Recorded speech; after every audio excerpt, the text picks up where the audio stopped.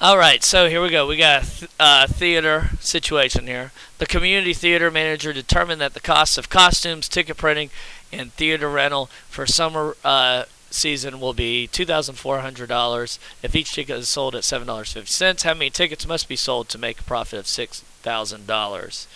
And I should have, when I wrote this, I should have used the Henry Players Club or whatever it is. In Henry County, how we have where they do plays and stuff. It's actually pretty good. I went and took my wife to a play there, and we ended up having to leave early because I got a babysitter for my kid, and things weren't going so well, so I had to leave. But from what I saw, I was quite impressed. We saw Chicago. Anyway, back to the problem. All right, so I'm creating an if-then table, and X represents tickets sold. All right, and then Y represents profit.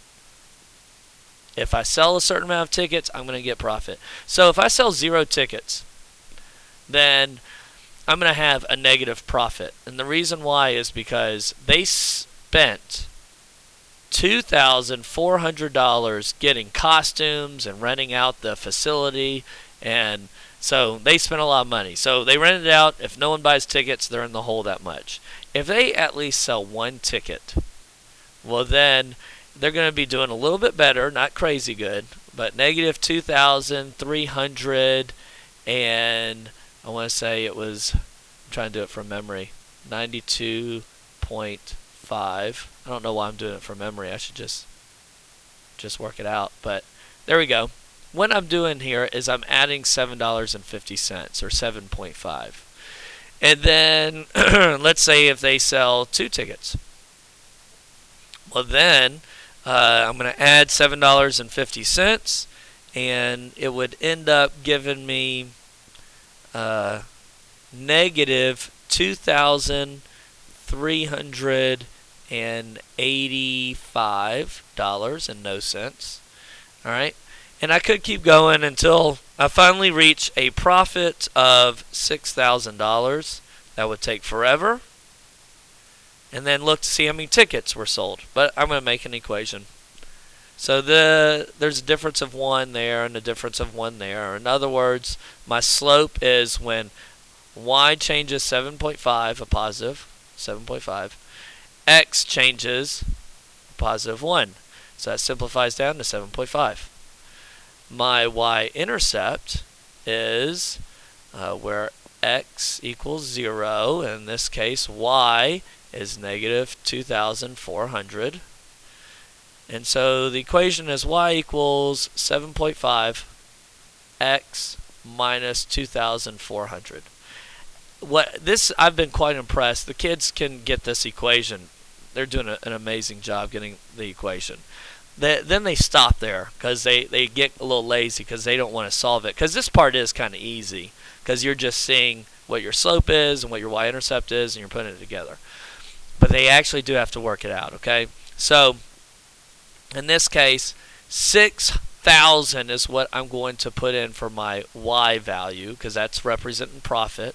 So 6,000 equals 7.5 x minus 2,400. And so then I'm going to add 2,400 because I'm going to solve this equation. Add 2,400.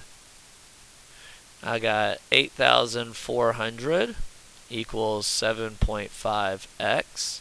Divide this side by 7.5. Divide this side by 7.5. And, okay, so here is another review. I think this goes back to 4th grade, actually, but some kids are forgetting it. When you're dividing with a decimal, you need to move this decimal over one place, and then you're also going to have to do the same thing here, move it over one place. And then it, of course, moves straight up. So what you do with this blank spot is you just put a 0 there.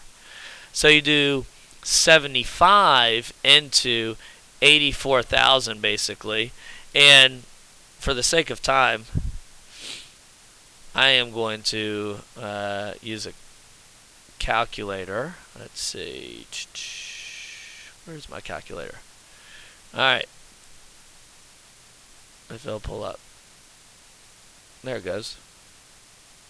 Alright, so we have 8, 4, 0, 0, 0 divided by 75. And I end up with 1,120. 1,120. So what this means is x equals 1,120 tickets. They have to sell that many tickets to make $6,000. I guess that's not terrible. I don't know. Selling 1,000 tickets, that's kind of a lot just to make $6,000. But anyway, maybe that's not all about the money. They're doing it for fun. All right, so there you go. There's the answer.